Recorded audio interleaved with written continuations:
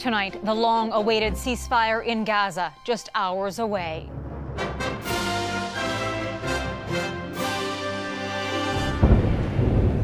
The agreement between Hamas and Israel as hope builds for hostages and war-torn families. The biggest thing that I'm doing is praying. I'm just praying for them to come back. The warnings from Israel's prime minister on the temporary deal. It's time for a new generation of leadership. The latest Liberal to join the race as candidates try to define themselves. Any candidate who's running in this race that really has a shot at winning is going to have a very strong stance on Donald Trump. Also, how are Canadians coping during this time of transition? I think that everybody's a little bit on edge. And a critical shortage of sailors. I can come down here and I can drive the ship from down here. We're on board HMCS Ottawa as the Navy faces recruitment challenges and an aging fleet.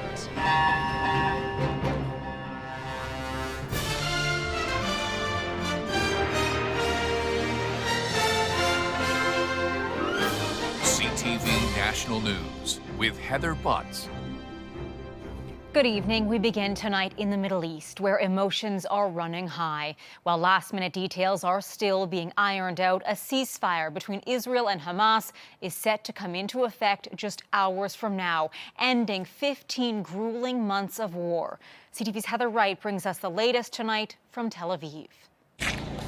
When the ceasefire begins tomorrow, it will have been 470 days of war. 470 days of captivity for nearly 100 hostages. I didn't shave and didn't cut my hair for the whole time, since October 7th. It's something Yair Moses decided to do in honor of his father, 80-year-old Gadi, who is among the 33 hostages set to be released during the first phase of this truce. But because the releases are staggered, families don't know if their loved ones are coming home tomorrow, in 6 weeks, or if they're even alive. We don't know anything about his condition. We don't know if he's with others or by himself. We don't know if he's in a house or on the ground. Actually, we don't even know if he's alive or not. As part of the first phase of the deal, Israel will begin releasing nearly 2,000 Palestinians from its jails tomorrow, with 30 prisoners set to be released for each female hostage. Aid will also begin flowing into Gaza, with a convoy of trucks lined up along the border with Egypt. The ceasefire deal requires 600 truckloads of aid to be allowed into Gaza every day of the initial 6-week phase, including 50 carrying fuel. Half will immediately head north, where officials say famine is imminent. Everyone is doing their best to help, says truck driver Ali Moad, who has been waiting at the crossing for 2 weeks. For those in the enclave, there is hope that today was the last day of this war. The people are tired, Mahmoud Sheikh Abed says, tired from displacement, from illnesses, from starving. But even before the truce takes effect, there are worries about whether it will last. I don't think that's what's happening right now. You don't think it will last? No. Today, Israeli Prime Minister Benjamin Netanyahu said he would resume fighting if needed, and with great force. There are also concerns about whether Hamas will uphold its end of the deal, and questions about how many hostages are no longer alive.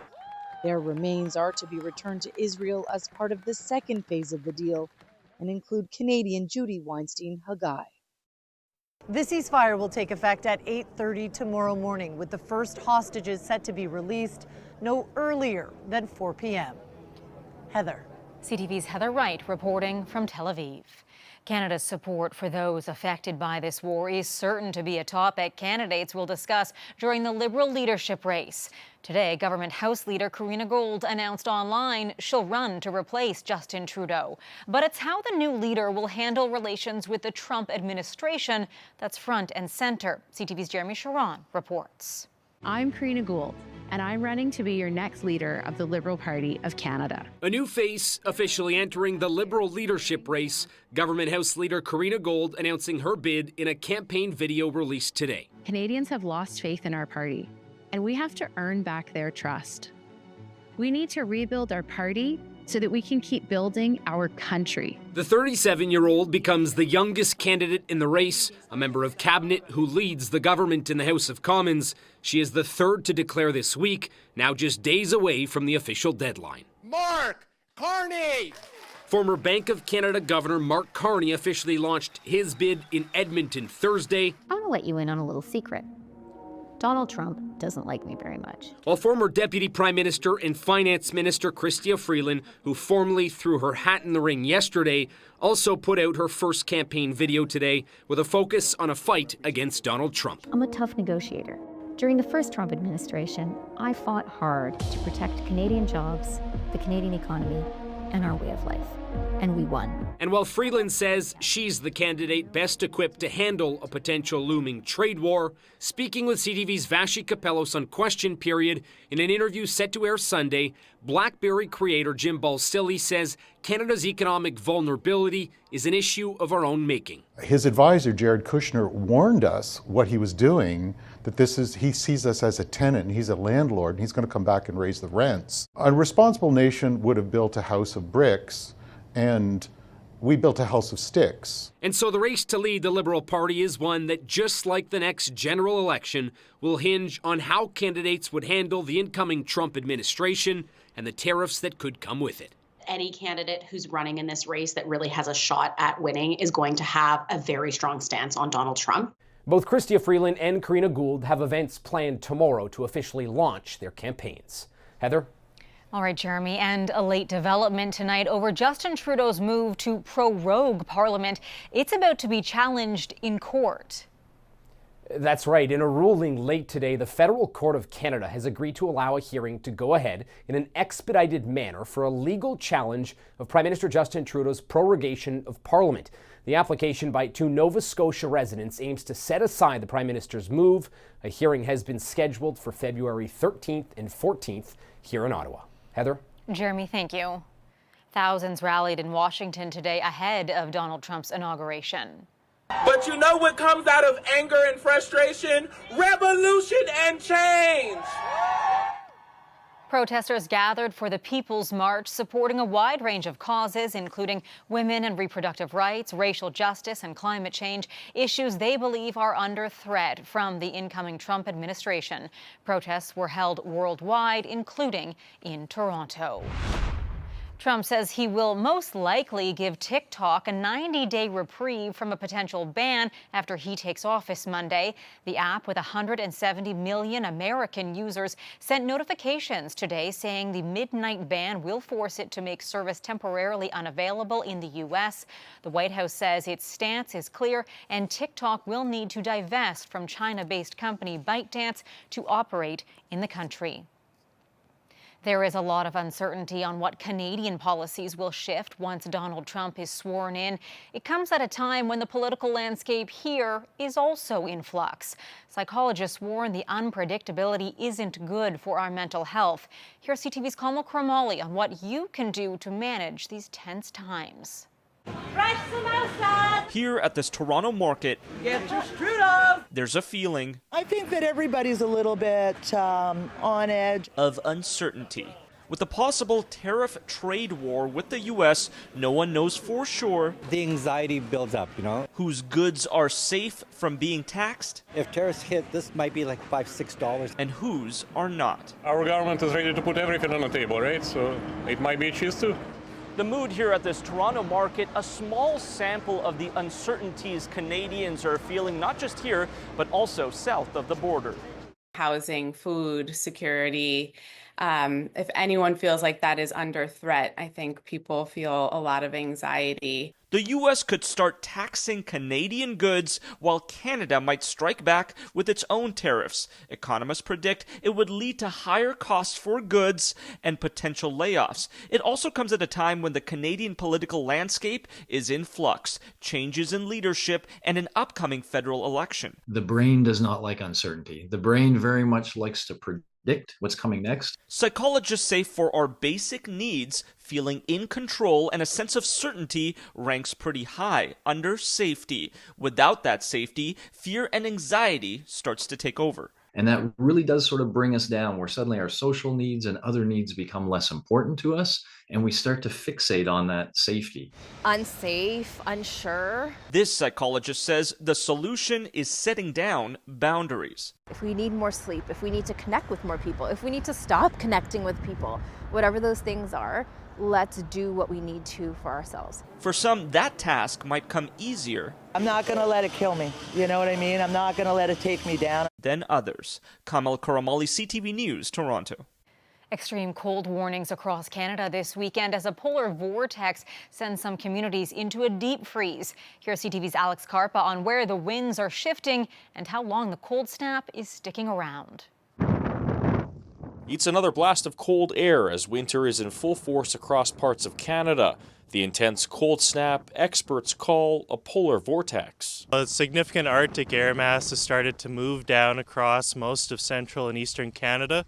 So this is already starting to bring wind chill values dropping to -40 and below in Manitoba, and that's going to also affect parts of Ontario. Environment and Climate Change Canada issued an extreme cold warning. Manitoba and parts of the prairies the hardest hit, with harsh temperatures hovering between -40 and -45 degrees Celsius with the wind chill. We have a giant area of high pressure just off the coast of Western Canada, and then what goes up must come down. So all that air is going up and over that area of high pressure and then plunging all the way south into western central Canada and down into the United States. The core of the cold is expected to linger over Manitoba and parts of Ontario over the next few days, and then will slowly begin to shift farther east. Places like Toronto, places like that, those areas are going to be having to watch the cold air early next week, I think, as it kind of migrates to the east. A special weather statement has been issued for southwestern Newfoundland and Labrador, with rainfall between 40 to 70 millimeters expected on Sunday. Atlantic Canada is expected to feel the polar jet stream by Tuesday. We're used to. We grew up in Canada for 40 years. It's okay. The cold doesn't faze us. We're going to do our usual thing every day. I'm from Alaska, so it's not so bad. It's pretty cold. If you dress up, you're okay. Temperatures will begin to warm up at the end of next week, but that will only last a short time. The meteorologist I spoke to said the return to frigid temperatures is expected at the end of January. Alex Karpa, CTV News, Winnipeg. Those low temperatures helping with outdoor recreation in this country. In Ottawa, the full length of the Rideau Canal Skateway is now open. Mother Nature has indeed given us this long string of sub-freezing weather. Makes us feel, we're so glad that we rolled the dice. It's the first time in 3 years the full stretch of the Skateway is open. Businesses say they're already seeing the benefits with more foot traffic and reservations. Coming up. We had a couple of overdoses happen in the matter of like an hour or two. What's stopping experts from tackling overdose trends? Plus, what sailors have to say about Canada's aging warships.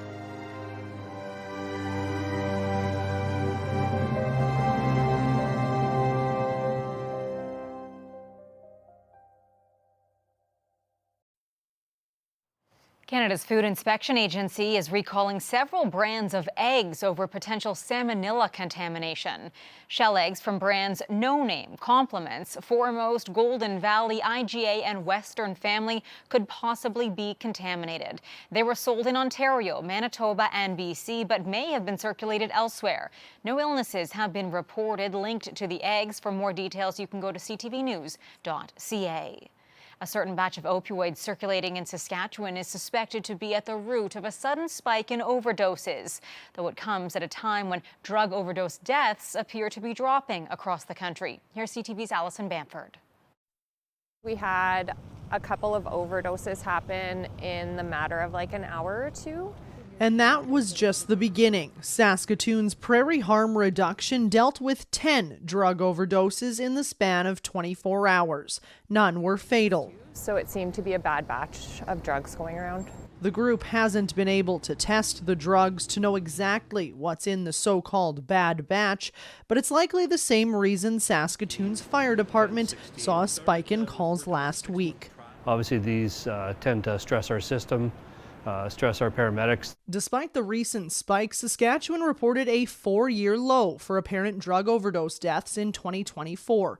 Nationally, opioid-related deaths dipped 11% in the first 6 months of last year compared to 2023. While BC, Alberta, and Ontario's numbers have gone down, Quebec's have actually gone up.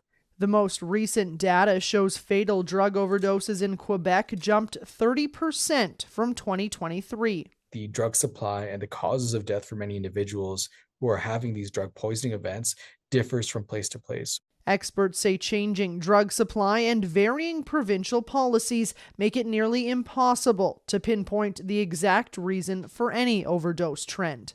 Provinces like Ontario are shifting away from harm reduction to an abstinence-based model, set to convert 9 supervised consumption sites into treatment hubs later this year. Safe consumption sites are part of a harm reduction protocol, but I think we need to understand that they're only used by a fairly small percentage of the people who are using drugs. Experts say every intervention strategy helps save lives, but many believe it's been greater access to naloxone and public awareness that's been the game changer when it comes to tackling the overdose crisis in recent years. Allison Bamford, CTV News, Saskatoon. Still ahead, the Canadian Navy in a critical state. Staffing shortages and the push to replace an aging fleet.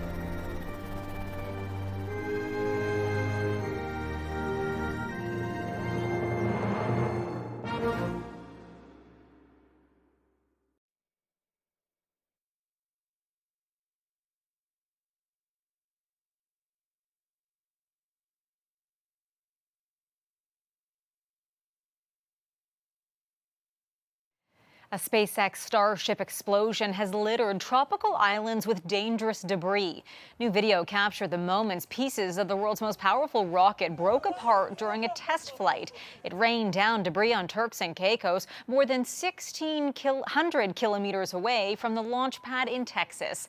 Starship is now grounded while the Federal Aviation Administration oversees an investigation into the space mishap.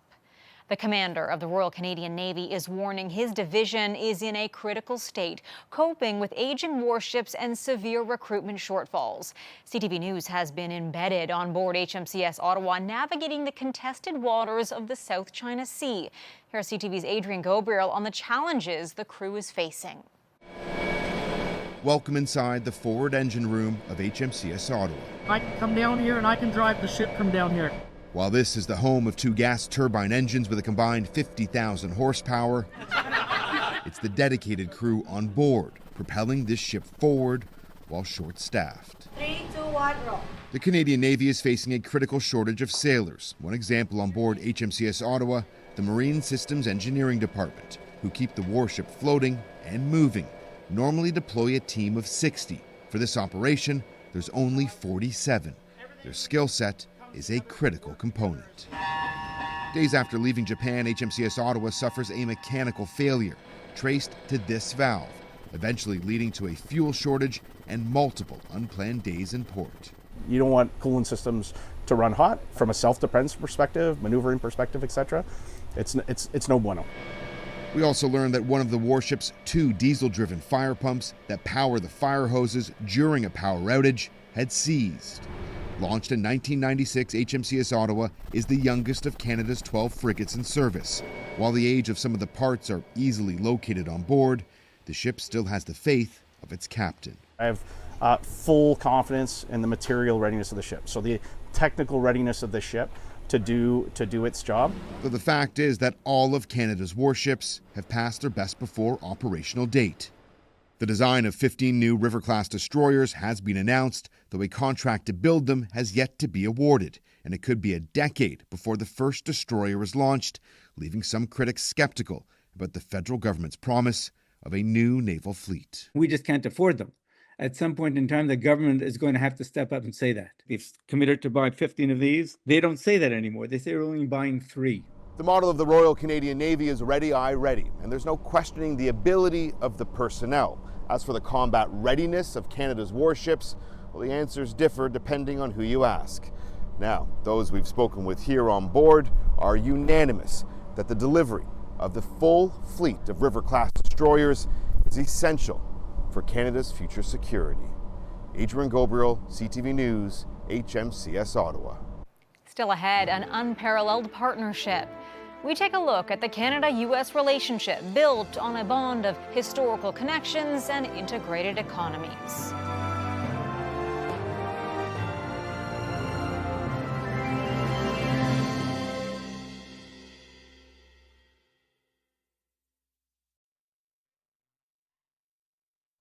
Canada and the United States share an unparalleled relationship forged by shared geography, common values and interests, deep historical connections, and our highly integrated economies. We leave you tonight with a look at that unique bond. From the Atlantic to the Pacific, all the people and places in between, the environment and the economy, Canada and the U.S. have an unparalleled bond in more ways than most realize, as once summarized by President John F. Kennedy. Geography has made us neighbors. History has made us friends. Economics has made us partners. And necessity has made us allies. And some of the personal alliances stronger than others. The long history of sovereign neighbors who share a continent and so much more. The relationship has been productive and peaceful. Between Washington and British Columbia, the Peace Arch commemorates the treaty that ended the War of 1812 between the United States and Great Britain, a defining moment for Canada, which was a British colony. The inscription, "May these gates never be closed." Except for just once for COVID-19 travel restrictions, that remains true. Sharing the longest undefended international border in the world, $3.6 billion in goods crosses every day, according to the Canadian Chamber of Commerce. Plus roughly 400,000 people who go between the countries daily, with the largest bilateral commercial relationship in the world. The United States is Canada's largest trading partner. Energy exports make up a third of exports to the U.S. From crude oil to electricity, natural gas, and nuclear material, resources not easily replaced. And it goes both ways, with industries entwined, like the automotive industry. The people who are employed in this country are employed by American companies or buy their raw materials and their parts from American companies. So you cannot have a disruption in Canada without an immediate disruption in the U.S. Long-standing, well-entrenched, and successful, the two are trusted defense partners. Hey, good to be on board. This collaboration to promote calm in the South China Sea, a global shipping route, just one current mission where the two sides work together. From wars abroad to the home front, Canada is a good neighbor, helping in times of crisis. The countries share natural wonders like Niagara Falls straddling the borderline. And despite different beginnings and relationship strains, the two stand as a modern example of diplomacy, grace, dependence, and cooperation. In friendship, a safer and ampler home here on the earth for this generation and those that shall come after us. Distinct and separate, but unified as neighboring countries, standing stronger, perhaps as partners.